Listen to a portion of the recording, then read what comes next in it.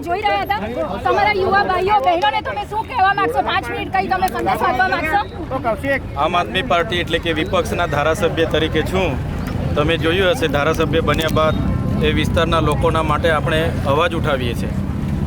આદિવાસી હોય, વિદ્યાર્થીની શિષ્યવૃત્તિની બાબત હોય, મનરેગાની યોજના હોય, રોડ રસ્તાની બાબત હોય, શિક્ષકોની ભરતીની વાત હોય, શાળાની વાત હોય. એટલે ભાજપના નેતાઓને ગમતું નથી એટલે પોલીસ અધિકારીઓનો ઉપયોગ કરીને ખોટા કેસ કરીને મને વડોદરા સેન્ટ્રલ જેલમાં 80 દિવસ રાખવામાં આવ્યો.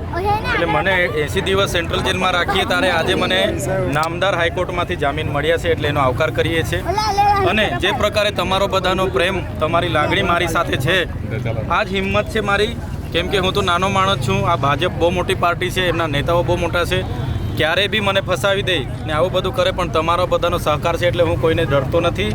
અને તમારી બધાની લાગણી છે એટલે હું તમારો વિશ્વાસ, તમારો જે મારા પર ભરોસો છે એના પર નાનામાં નાના માણસનો, ગુજરાતના જે પણ લોકોનો મારા પર ભરોસો છે એના પર હું કાયમ ઉતરવા માટે ભગવાનને પ્રાર્થના કરું છું, પ્રકૃતિને પ્રાર્થના કરું છું કે મને એટલી શક્તિ આપે કે નાનામાં નાના લોકોનું પણ હું કામ કરું.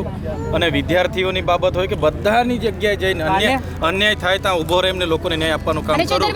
ભાજપ સરકાર જે આવું તાનાશાહી કરી રહી છે ને તમને ખોટા કેસોમાં ફસાવી રહી છે, તેના વિશે તમે જનતાને શું કહેવા માંગો છો? ભાજપમાં હું આજે જવાની જાહેરાત કરું એટલે મારે કાલેથી કેસ પૂરા થઈ જાય એવું છે. આ બધા નેતાઓને તમે જોયા હશે, ભાજપમાં જાય એટલે કેસ પૂરા થઈ જાય.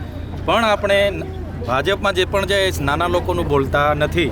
એટલે નાના લોકોનું કોણ બોલે પછી? એટલે નાના લોકો સાથે રહેવા માટે, એમનો અવાજ બનવા માટે આપણે જતા નથી. એટલે આપણી પાસે ખોટા કેસ કરાવે. અરજી તો મેં પણ આપી હતી તે દિવસે, સરકારી મિટિંગ હતી, મને બોલાવ્યો એટલે ગયો. આપણને હું ખબર આમનું પ્લાનિંગ હશે, મગજમારી થઈ એટલે મેં પણ અરજી આપી. મારી અરજીમાં કોઈ કાર્યવાહી નહીં થઈ ને એમની સામાન્ય બાબતમાં મને 80 દિવસ સુધી જેલમાં રાખવામાં આવ્યો. પણ દેશના ન્યાય પ્રણાલિકા પર મને ભરોસો છે. હાઈકોર્ટ, સુપ્રીમ કોર્ટ મારી સાથે ન્યાય કરશે. હાલમાં મને મારા વિસ્તારમાં જવાની ના પાડી છે, પ્રવેશબંધી છે.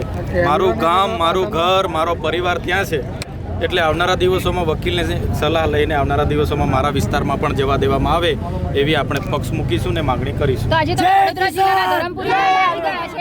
એક મેસેજ તમે આ યુવા ભાઈઓ બહેનો જેટલા તમારા 2 કલાકથી રાહ જોતા હતા, એમને એક મસ્ત સંદેશો તમે આપી દો. તમે જોયું હશે આજે ગુજરાતમાં કે ભાઈ આપણે બધાએ ખોબલે ને ખોબલે સરકારને મત આપીએ છીએ. 30 વર્ષથી ભાજપની સરકાર છે, તો પણ આપણે રસ્તા માટે આંદોલન કરવાનું, શાળામાં શિક્ષકો માટે આંદોલન કરવાનું, બાળકોની શિષ્યવૃત્તિ માટે, પીવાના પાણી માટે આંદોલન કરવાનું, મોંઘવારી દિવસે ને દિવસે વધી જાય. ત્યારે આ જે પરિસ્થિતિ સરકારની છે, વિકાસ વિકાસ વિકાસ, પણ આજે બી તમે જોઈ શકો છો આપણા જ ગામમાં કેટલા લોકો વેલ લાવીને ટંકે ખાતા હશે. તો આ જ એમનો વિકાસ છે. એટલે આવનારા દિવસોમાં પરિવર્તન લાવવા માટે તમારો બધાનો સહકાર જોઈશે. તમે બધા સાથે રહેજો, સારા લોકોને તાલુકા જિલ્લામાં ઊભા રાખજો, લડાવજો અને જીતાવજો. તો પરિવર્તન લાવીશું તો જ આવનારા દિવસોમાં સાચો વિકાસ થશે એવી સૌને અપેક્ષા રાખું છું. ધન્યવાદ. ખૂબ સરસ આભાર.